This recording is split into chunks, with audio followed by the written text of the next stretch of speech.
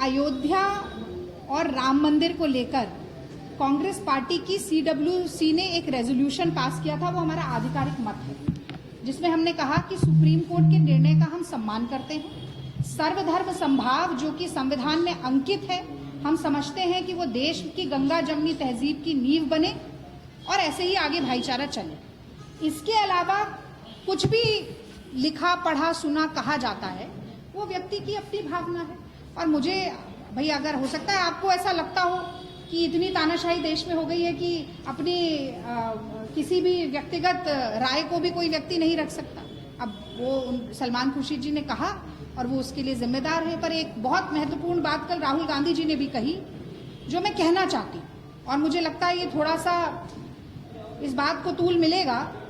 राहुल गांधी जी ने कहा कि हिंदू धर्म और हिंदुत्व का आपस में कोई सरोकार नहीं।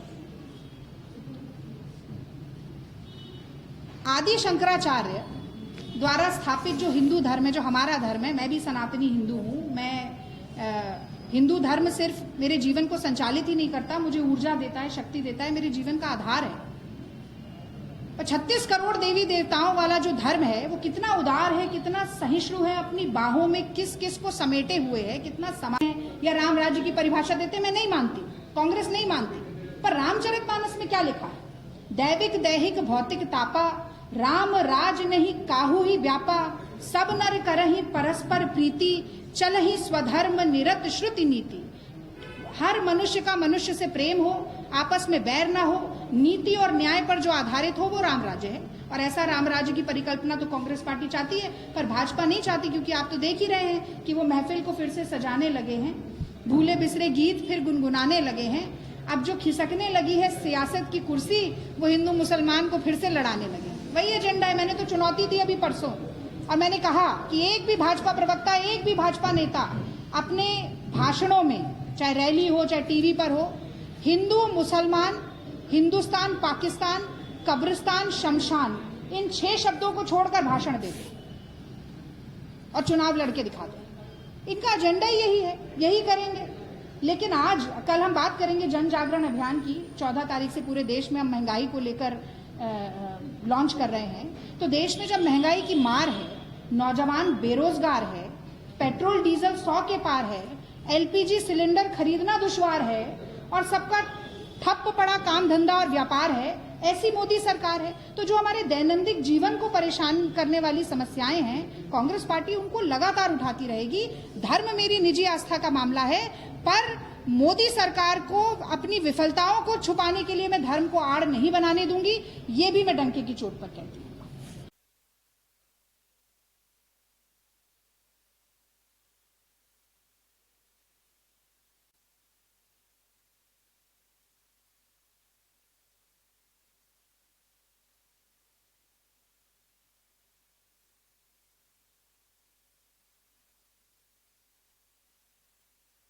देखिए, वो लकड़ी के घोड़े पर ऐसे ऐसे ऐसे ऐसे करके वीरांगना बन गई हैं, इसलिए उन्हें पता ही नहीं आज़ादी का मतलब क्या है।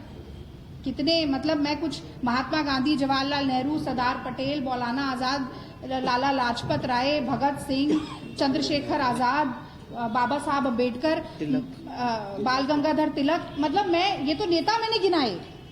हजारों लाखों लोगों ने अपना जीवन समर्पित कर दिया, अपने जीवन की आहुति दे दी, सर्वोच्च बलिदान दे दिया, और ये मोहतरमा कह रही है कि हमें आज़ादी भीख में मिली है। मैं तो कहती हूँ इन्हें पद्मश्री भीख में मिला है, इसीलिए कि ये इस तरीके के बयानबाजी करते रहें। तो एक वो भाजपा की कोई युवा नेता हैं, वो कह रही थी 99 साल की लीज पर आज़ादी मिली है, ये कह रही है कि 2014 में आज़ादी मिली है।